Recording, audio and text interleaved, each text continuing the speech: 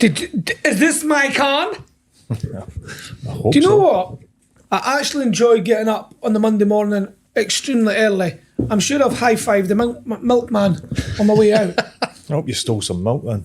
I don't stay, I just borrow Do they for a still long period of Do they time. still deliver milk? Yeah, I get little glass bottles still. Really? I'm Wow. down with the earth. I'm all about giving. People do say that, Johnny, you need to stop giving. Just it's getting a bit too embarrassing. You give so much until it hurts. Ugh, you know what? The weight on my shoulders. It's because of the size of your head. Hey! Michael. Talking about heads, have you just shaved your head again? I've got one at a bought one of those skull shaver things. Yeah, it's amazing. Oh, you've been Off the tied. internet. It's like velvet. Really? Have you been tied into that? Oh, what's the other market? I see that Coupo or whatever it is, the sex magnet kind of aftershave. That's coming next week. That's coming next week. You want to hear that? When I see it, I just think, Let me tell you something. Anchorman. Yeah, let me Sex tell you panther. something. When you see something like that advertised, when it sounds too good to be true, buddy, I guarantee you it is too good to be true and it doesn't work. I guarantee you. Well, maybe, Michael, maybe next week when you bring it, we'll have a different Go view. and buy it. It's about £33. I've never looked it up. Like. There's a 3 for 2 offer just now. Eh? Should be a gift. Yeah. It's a gift for a friend. By the way, happy birthday to you. Oh yeah. How old? I'll just look at company's house again. Did you have a good day out? It was all right. It was good. What did you do? Not much really. Chilled it. Old now. Did you get any good gifts? I got a skull shaver. Is that A it? nice bottle of whiskey as well. Oh. Bring it round. For next week. For next That week. was good. Oh well. Well, are you going to use the skull shaver? The skull shaver and the whiskey. Imagine you skull shaving. I don't know. Like you see when you do, because I am not going bald. I've been receding for about 30 years. Yeah. But I decided to shave my head, and I thought going right to the skin. I don't know, like you see all the declivities in your head and the shape of your head, kind of just like you feel your head and go, what's happening here? Is this when I was a baby? This flat bit at the back? No, I'm the one. When Mom dropped no, me. I'll keep that little bit of fine. fluff on there. Mom, did you drop me when I was a baby? Because I'm not. I'm sure I was dropped quite a few times, to be honest with you. And kicked. By the sounds of it. Mum and Dad, if you're listening, his name is Michael Annandale. You saw him, mate. So, do you know what? We've been, how many episodes? About 10, 12, 13, 14 I episodes. think we're up to about 16 now. Right, there you go. That are live. And, you know, a lot of the viewers and a lot of the listeners out there, and it's brilliant that people are listening to it, but who are we to be spouting all of this? Because we're not all seeing and all wise, and we don't know everything. We're not the Oracle. We're not the Oracle as much as we want to be. We're not the Oracle of Omaha. And then even the Oracle gets it wrong sometimes. You Every do. day's a learning day. It is. And I think, though, from when we chatted about it, it was actually initially starting by Mike trying to set this up. And I thought to myself, this could be really good in the way of, even if you get a few people that helps along the way, because it is lonely, and we've alluded to that fact. It's lonely in business. It's fantastic in business. It's also difficult. But if you have the three musketeers here that are maybe spouting something out that week that resonates with you, hopefully it just helps you, because don't be worried about asking other people's advice in business, whether they've just started or whether they've been in it for 3, 5, 6 years. We all have access to grinding business. We all have joy in business. We all have that hope, and we all have the dreams, and we have the ambitions, but we can learn from each other. And all we want to do is, well, this is from my opinion, we just want to show what we've done, where we've gone, what we've done right and what we've done wrong, and try and help you along the way. By all means, you can only learn from your own experience and your own failures. You can't learn from other people's, but hopefully we steer you in the right direction by making the right decisions and not necessarily all the wrong decisions. I'm going to echo what you say. I think that being in business isn't for the faint-hearted. It's courageous. And very often when you're on that journey and you look around you, you think, why am I doing this? What the hell's the point? because it's only you. You can go to your friends, you can go to your accountant, but who really cares about your business? Who really sits up with you at night? Who wakes up with you when you can't pay the wages or you're worried about what's looming? Nobody. It's only you as the employee. And if we're really honest with ourselves, we all suffer from that. And then who do we go to? And I'll say to you that men, my wife always says, show me a man that asks for directions when he's lost. Because we think we can figure it all out ourselves. We think we have to have all the answers. And by no stretch of the imagination do we have all the answers. Nothing to that effect. But I do think what we have is collectively is some wisdom to share around the table. There are some theoretical things that you need to do to be successful in business. So for instance, you need to price right. You need to cost right. That's a basic. But there's also other things that you need to do if you want to grow your business. And not everybody wants to be the next Elon Musk. Okay, some people just really want to create a job for themselves and be comfortable and have lots of holidays. That's also okay. Yeah. But I think in business, why listen to what we have to say?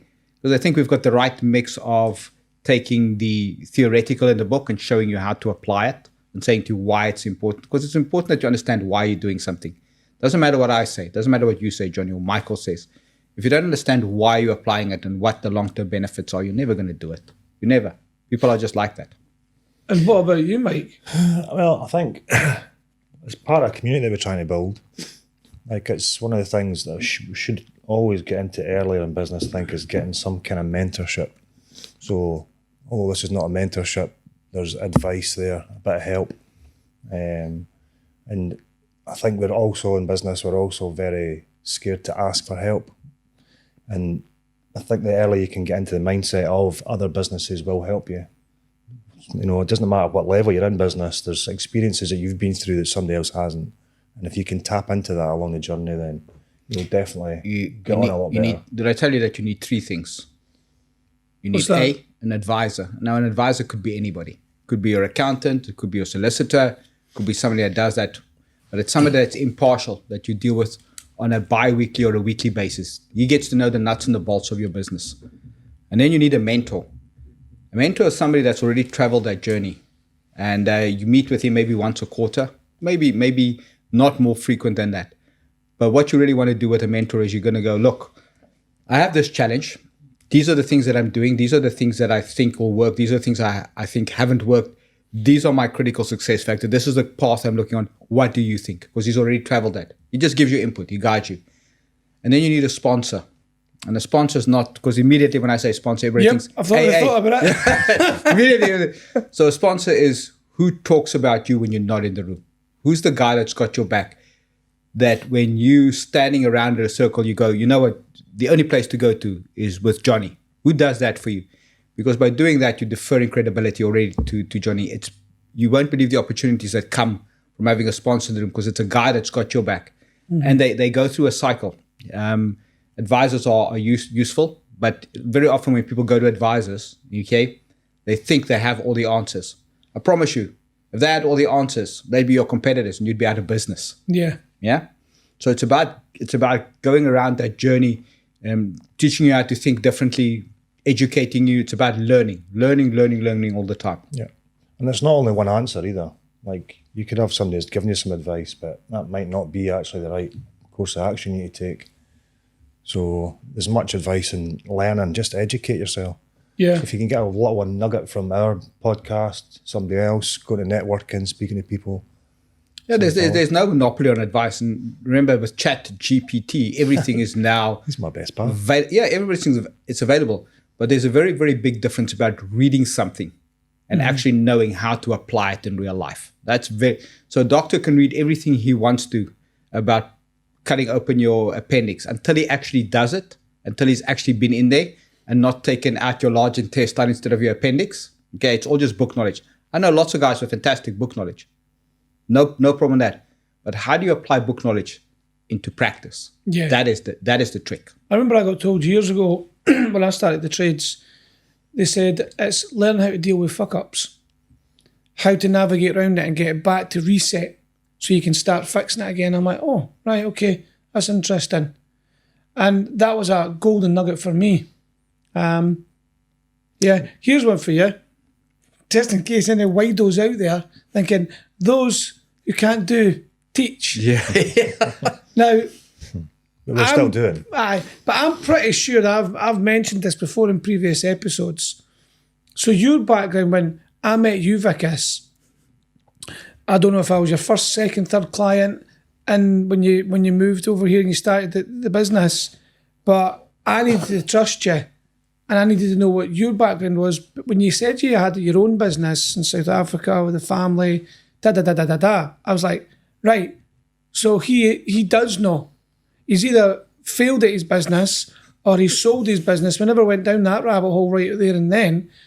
But it was a whole point of that. I need to get someone that's gone on a journey already if they're going to help me. And it's right back to what you're saying.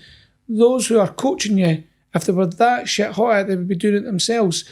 But there's an element where a really, really good coach has got the experience of business, because there's a lot of people popping up left, right and centre as a coach and they've not done fuck all about business. So like, you've just read out the textbook, you don't actually know the feeling, how it feels when you're on your arse with the last couple of quid in your pocket. Do you know what it's like to wake up and owe a supplier £1 million and not knowing how you're going to pay him? Do you know the stress about cash flow? I think, you know, there are lots of good guys out there. I'm not criticizing anybody, but a lot of guys come from good corporate experience, and I'm forever thankful because corporate trained me. And I never wanted to be a business owner. I'll tell you that much. I didn't want to be a business owner. We fell into it, okay, and we played at it for the first 4 years until we got really serious about our business and then started to grow it and scale it exponentially. But what I would say to you is that it's interesting because it is a feeling. You're right. It's a feeling. It's a gut feeling. You develop that feeling for your business when you're sitting across the table from a client. And I think we've spoken about sales and price. And often when I prepare for meetings, if the first words out of your mouth is, what's this going to cost me? Not the right guy for you. And then what I do is I go, I'm so sorry, I've just wasted 15 minutes of your time. I don't want to waste any more of your time because I prepared for a business meeting, not a price meeting, okay? And you have to be ballsy like that. You have to be ballsy like that because you know what the solution for a corporate is? Oh, we'll just go to the bank. If you're a small business, you don't want to go to the bank. The bank's going to charge you 30% interest. You don't have that money. You don't even know how you're going to pay your wages, but you need that cash coming in. And without the right advice, what you're going to do, and I'm dealing with somebody at the moment who's gone and taken out six-figure loans to keep the business just going. Massive interest bill. Massive. Yeah. What do you do then? Who did you talk to? Who did you bounce that idea off? Who gave you the advice to say, listen, let's look at it. Let's look at it realistically. Let's put it down in black and white.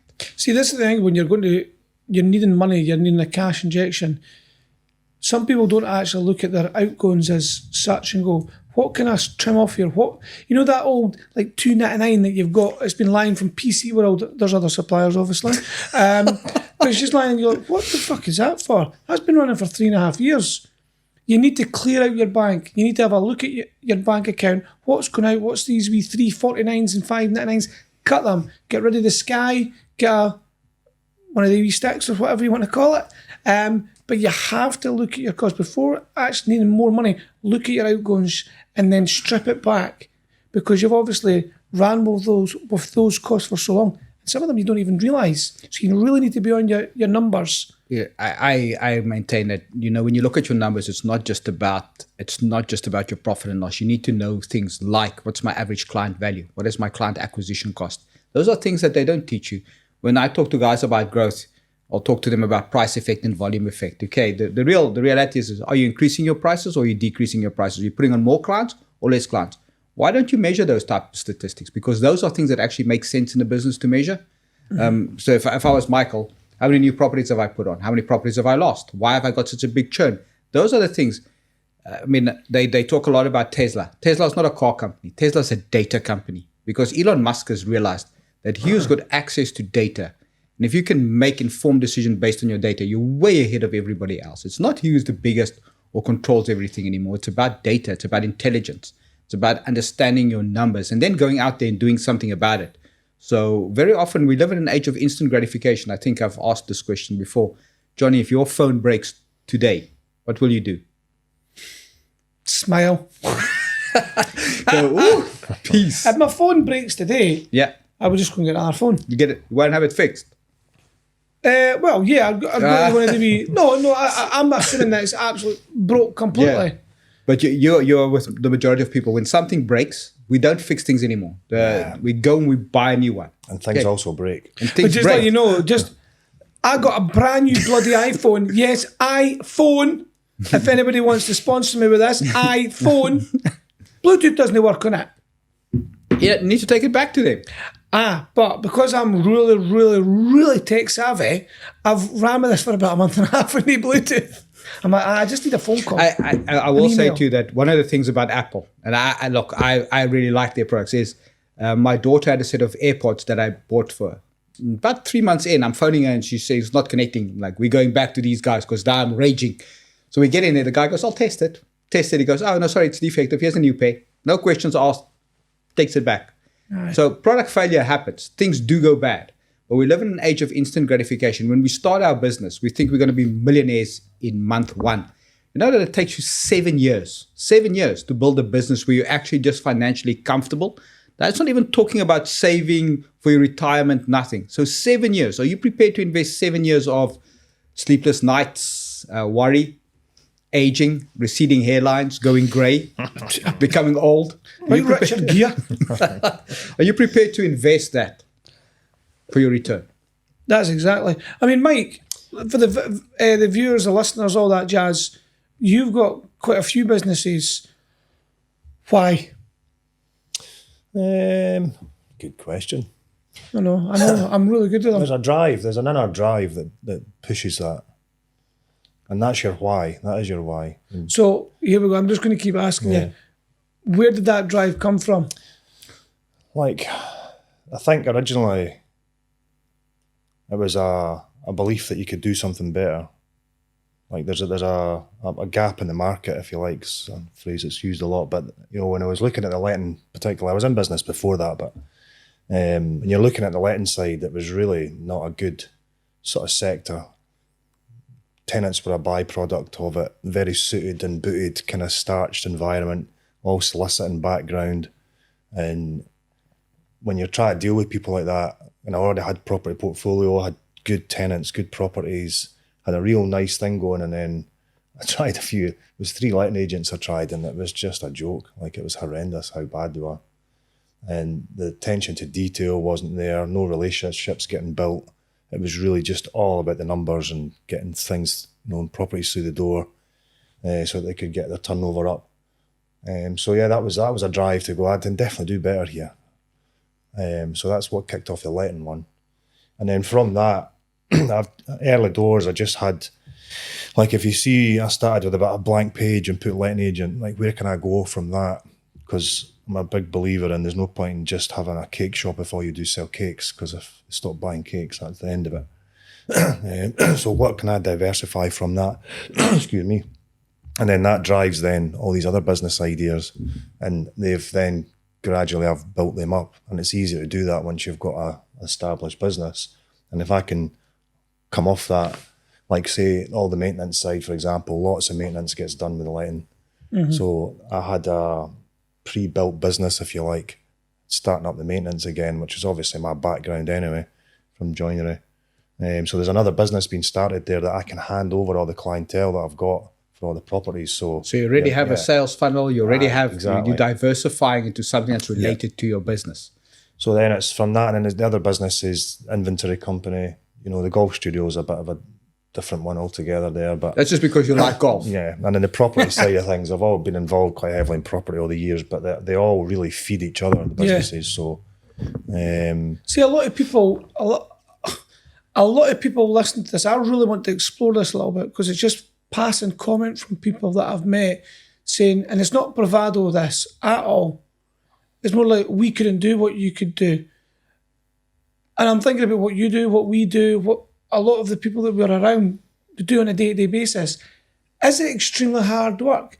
I don't find it extremely hard work.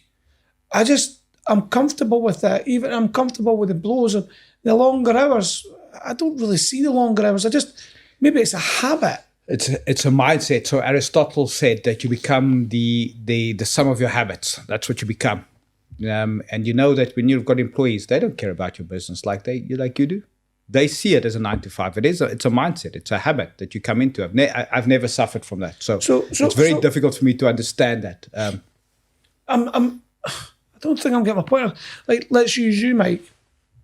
Moo maintenance.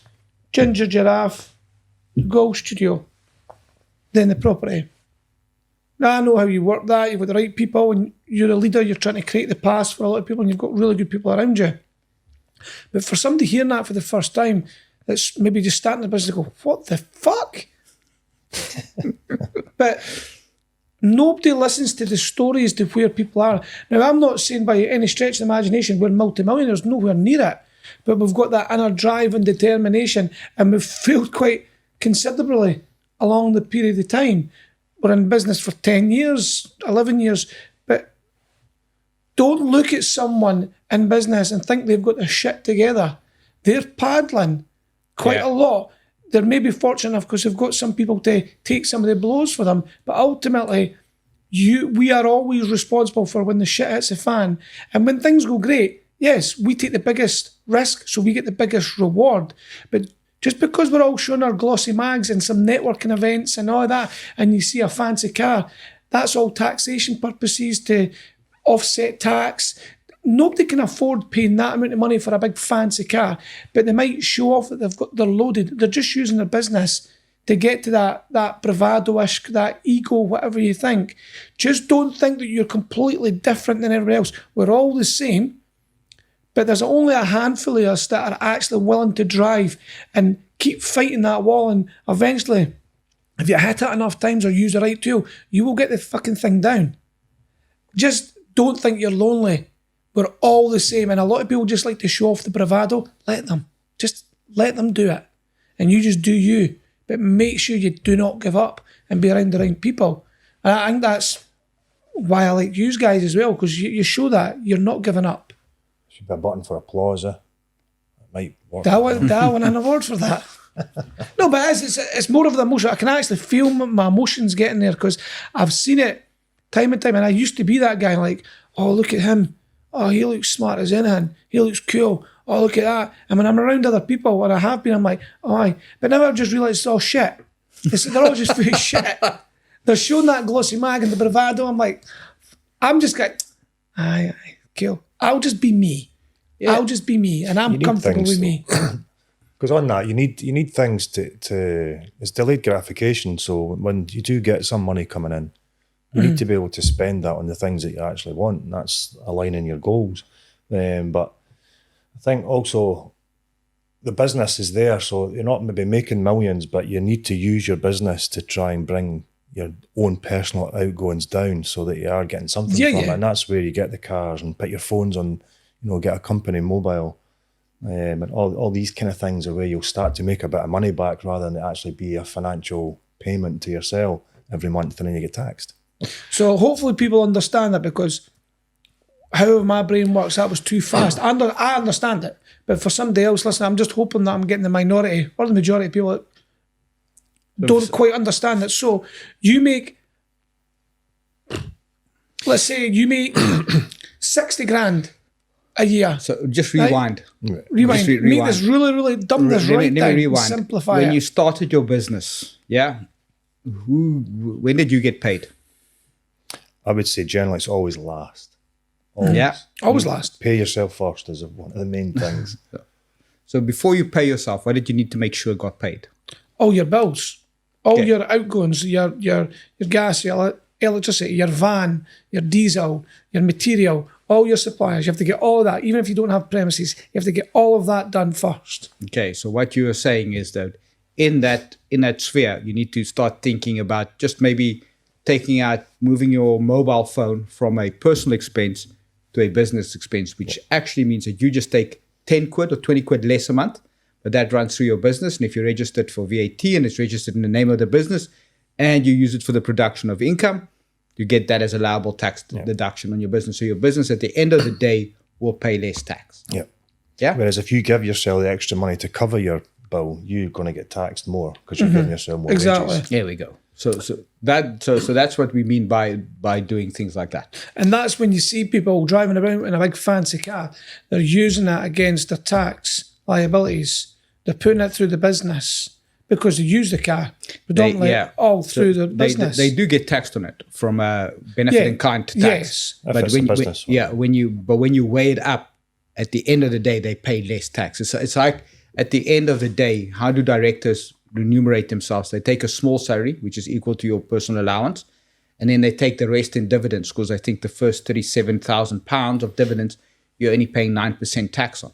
Right, so here we go. You're opening up the pathway and the gateway, because I need to tell you what I think just now. Right? Okay. Right, but I think most accountants are absolutely shit. They're shocking. I could name and shame a lot of people based on my opinion, but I'm not going to do that. No. But I would welcome any accountant out there that's listening to this, fucking prove yourself. Aye. Because I've had to prove myself in business, and accounting is no different. The accountant, sorry, Wicus, I'm getting this off my chest. The accountability factor is shocking. They don't take you on a journey. They take your money, file accounts, right? They don't hold your hand and show you all the woes and woes. I think they're quite happy to get a recurring revenue of 50, 60, 100, 200, 300 pounds a month. And I generally feel they don't give a fuck. And I'm so sorry for swearing. No, I'm not sorry for swearing. It's just how I speak. I would love for any accountant to come on here and tell me differently, and you show me what you do with your clients. Give me even 10 of your clients and I'll phone them. And I'll get their opinion. I know this is hard hitting. No, because we're looking for an accountant, but I want somebody with a bit of minerals about them, a bit of substance, that actually can walk the talk. Is that right, me? Walk the talk. I got that wrong. No, I did. But I generally mean it, because tradesmen get a hard time. Yeah, there's a stereotype around that. And there's a lot of shit hot tradesmen out there, right? That they can phone the customer, look after them and check in with them, keep everything tidy. An accountant, and again, there might be out there, but I have never seen them. You haven't experienced this. I've got experience, and I've thousands of people that have had the exact same shit experience. So I'm wanting, I dare you to get in touch with us and come on here. I'd love to know what you're doing. There you go. That's my rant off. I'm going to echo what Johnny says, that good accountant is probably one in 20. Okay, 1 in 20. Because when you start your business and you know absolutely nothing, you're going to go to your accountant, and your expectation is, my accountant is going to hold my hand and he's going to take me through this journey and he's going to tell me what to do. And guess what? He doesn't. Okay, so he doesn't tell you anything. So I often sit with clients and their accountants, and then when we have and I insist that we meet 9 months before the year end, and I say, okay, project what's going to happen in the next, tell them. You want a set of management accounts and you want a projection to see where you're going to be year end, and you need to do a tax calculation. Okay, so why is the accountant not doing that? That's basic.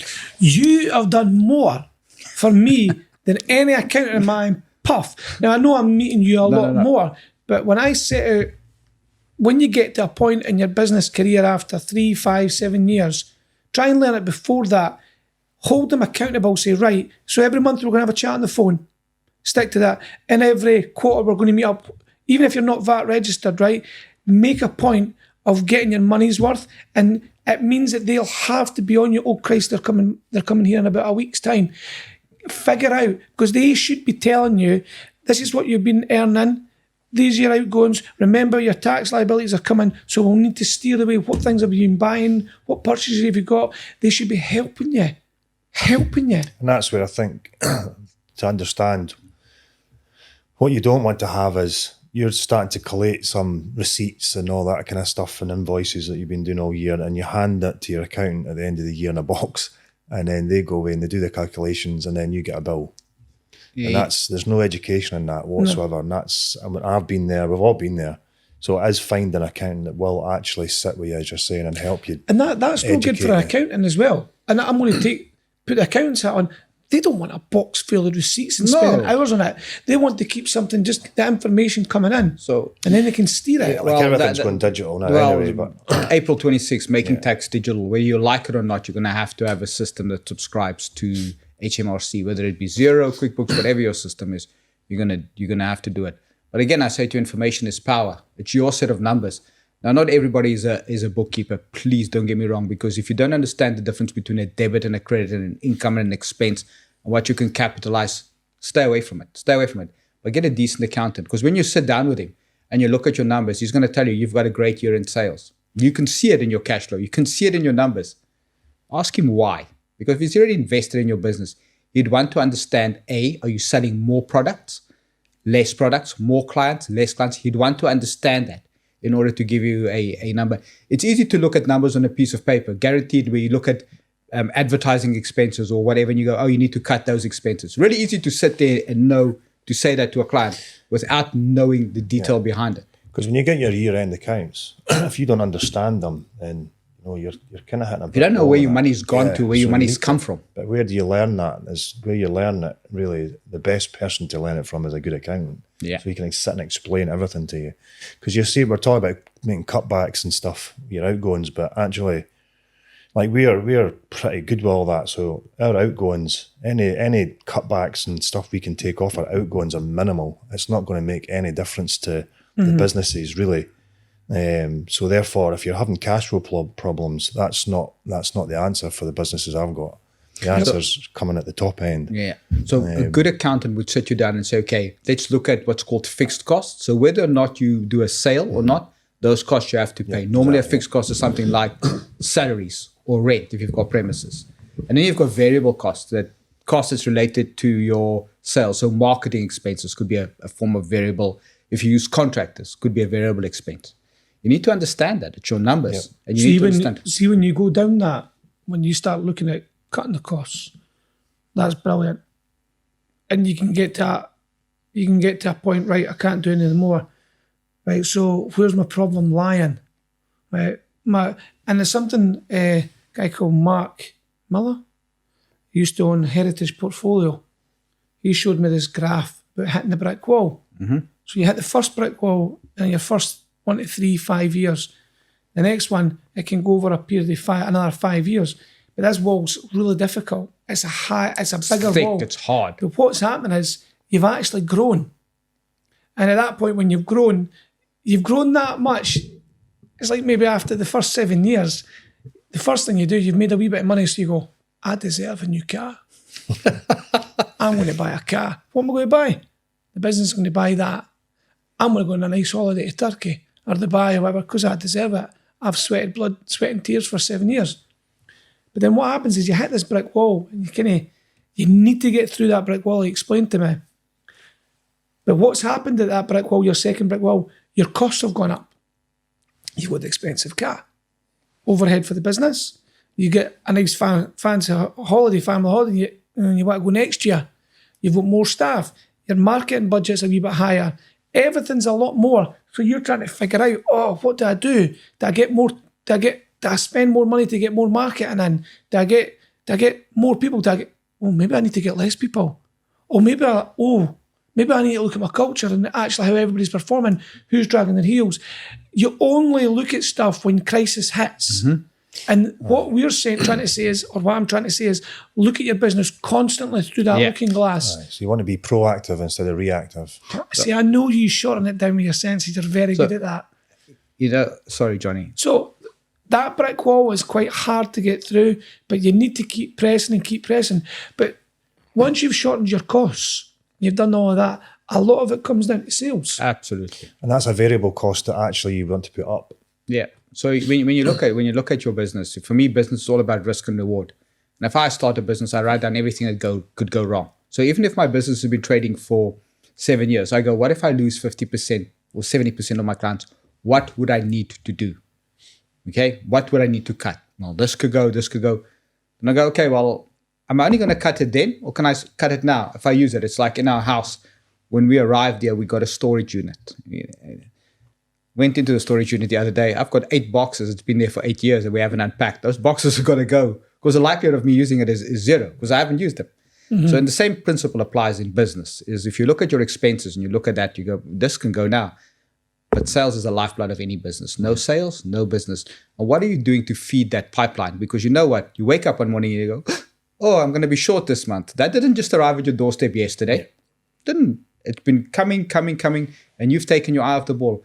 And that's one of the things is we don't want to take responsibility and say, I have taken my eye off the ball, but what can I do to fix it? Blame is 1,000. I'm never a big believer in blame. You can blame whoever you want to. It's what you do when the chips are down. You go, okay, we've taken our eye off the ball. What are we going to do now to fix it? What is quick wins? And sometimes there are no quick wins. Sometimes you go, okay, I've got to go into the long haul. And then you have to make some painful decisions. That's where I love entrepreneurship, because that's when the back's against the wall, like stuff gets done. Yeah, That's when you're. That's really, when things but start happening. With that said, you want to be ahead of the curve. You can Absolutely. see things are happening, and you can just go, but it'll be all right.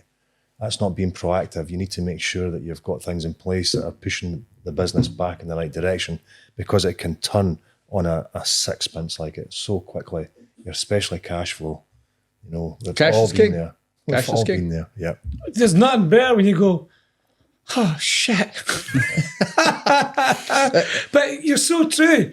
You fight harder when your back's against the wall. Some people fall, some people go, And sometimes there's come on not an then. answer. Sometimes that's why businesses fail. Not necessarily. Nah, I that's why they disagree fail. with you. Well, I disagree with you. if you've not done your due diligence and kept yourself ahead of the curve, and the shit hits the fan, and there's just sometimes no way back.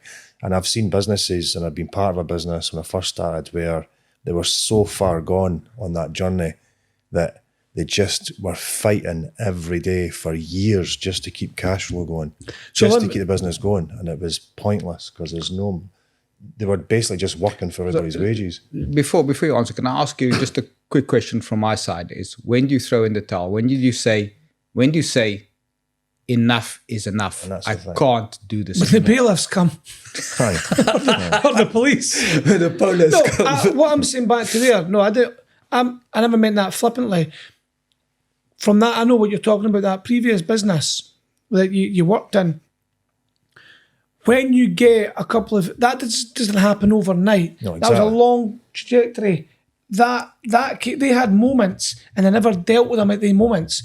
Any business that deals with them at moments in time, you steer it, you help it, and then you get it back, and then it happens again. But it's no a big blow. They just shut their eyes, it looked like, and closed their ears and just, no, it'll go away. No, you deal with it. And that's what I'm trying to say. You can get round things, but if you do exactly what they did, yes, you're done. Yeah, if you It's bury your head in the your- sand. Attack your fears. Attack the uncomfortable conversations.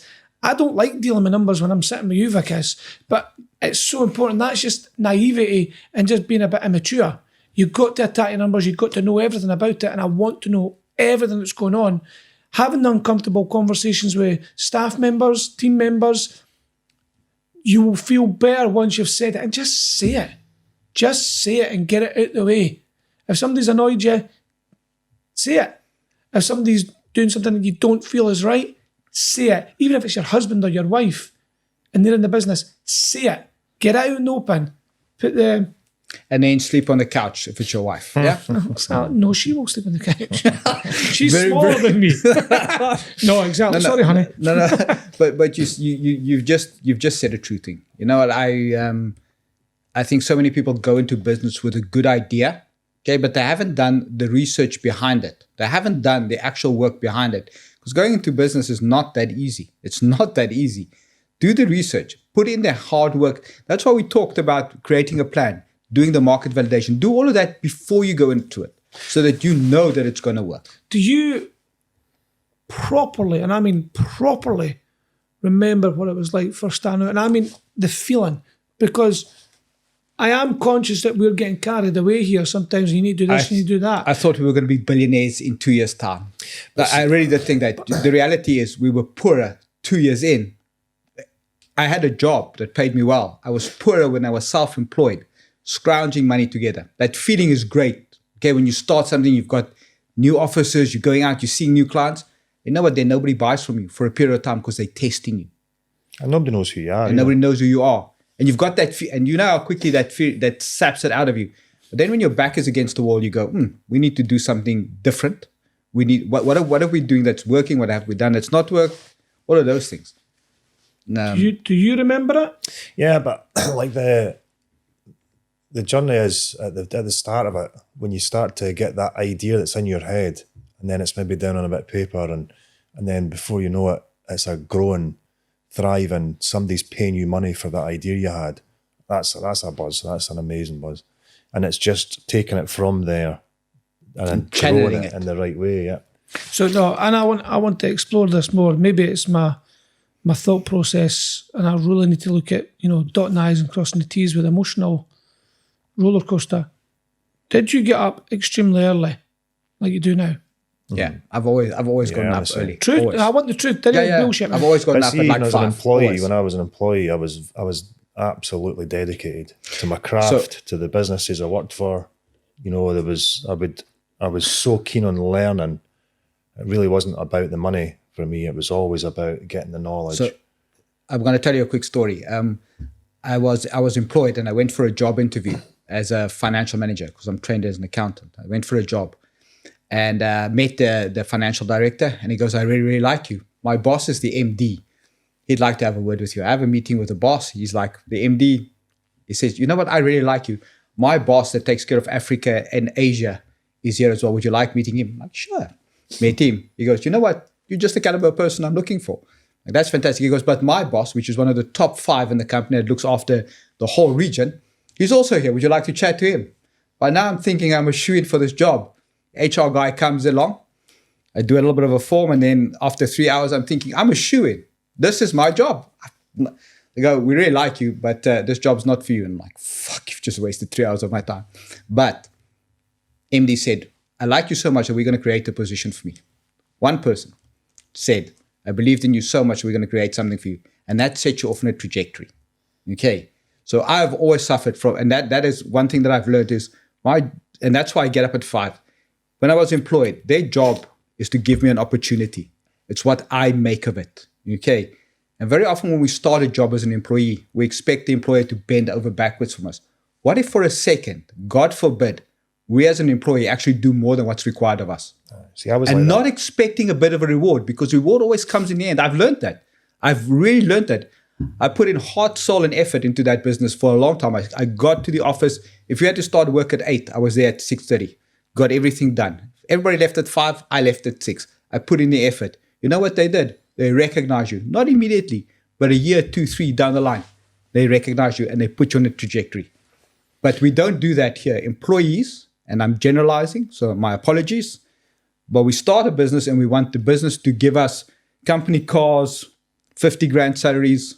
We don't think about things like that. We don't think, what must I do? I think John F. Kennedy said it the best. He goes, "Ask not what your country can do for you, but what you can do for your country." So if you flip your head on, and that's why I always say, finding the right people for your business is absolutely paramount. And it's the same for employees. Looking for the right Absolutely. business owner, the right manager. And they say, even in a relationship, marriage, they say, I'll look after you so you can look after me. I think that's completely wrong.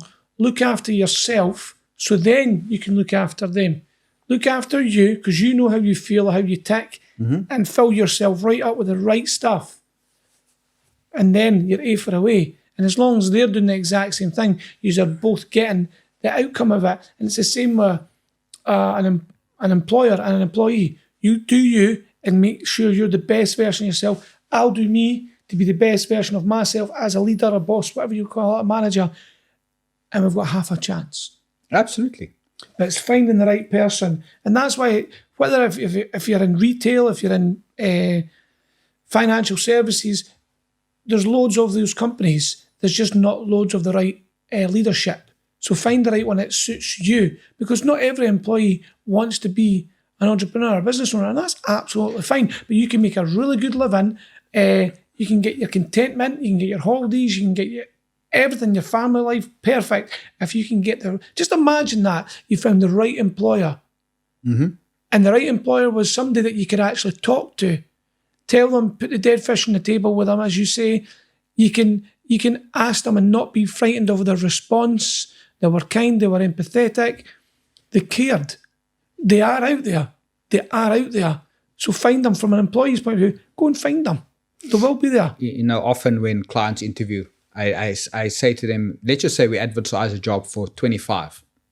Ask the prospective employee if he'll take 24. 9 out of 10 times people go, yeah, I'll take 24. I think we can make it work. Okay, the purpose of the exercise is never to bargain you down on money. It's for you to understand your own worth. Because if you believe you're 25, you should say, I'm actually worth 30. I'm taking a drop already to coming here for 25 because I can see potential. That's what you should be replying. And if the guy goes 24, you go, sorry, I'm just not interested. You're not the right fit for me culturally. but do more.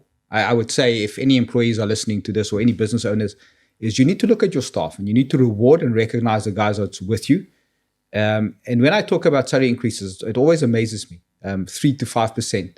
Inflation is more than that. Why do I not get 10%? Because if I'm putting my heart and soul into your business and I'm making a difference, I can guarantee you, if you don't look after me, I'm not going to look after you. Mm-hmm. If I've put in 2 years, and I would give it 2 years, 2 to 3 years, heart and soul into it. If you haven't looked after me by then, you're never going to look after me. Because by then, I've accomplished so much. I've built my knowledge. I've built my experience. I can write it into my CV. I've done these things. There are guys out there looking for you. And they'll go, you know what, this is the kind of guy I'm going to look after. Sales guys. I always believe a sales guy should earn twice the amount of a CEO. I always believe it. I believe that you should incentivize the hell out of it. I do believe that. Because they're going out there, they're putting in the hard work. And why not reward them? Why not have a fantastic incentive scheme? But as business owners, we sometimes blink it. And we go, well, as a CEO, I only earn 24 grand when my sales guy earns 70 grand. Well, you've got a thriving business because this guy is investing in your business. Mm-hmm. Have good incentive structures around them. Have good reward and recognition. Have good leave structures around it. Mm-hmm. Being aware that the business is not the most important thing in the whole grand scheme. The people that work in your business, their lives, their family lives, that's more important. So if they're not well, don't make them feel bad if they've been off or anything like that. Yes, there's a time and place for it because you've got to keep the pennies coming in. But let them feel that you do actually care. Mm. However, some employees think they're good employees, but they ain't. No, it's probably most. And this is where it is a case of recognising what a good employee, and instead of telling them what a good employee is, ask them, what do you think constitutes to a good employee? And you go around the table with it and you write it all down. So this is what it is. You know, arrives on time, works that extra 20 minutes if they really need to, is getting great with customers, great with clients, their van or whatever. I'm just using it in my trades. Van's always tidy. It's getting oiled. It's getting everything's clean, and their van's always organised. It's just the simple things, but they'll explain it all. So you go, right, we all meet the criteria. That tells me that we've got a great team here.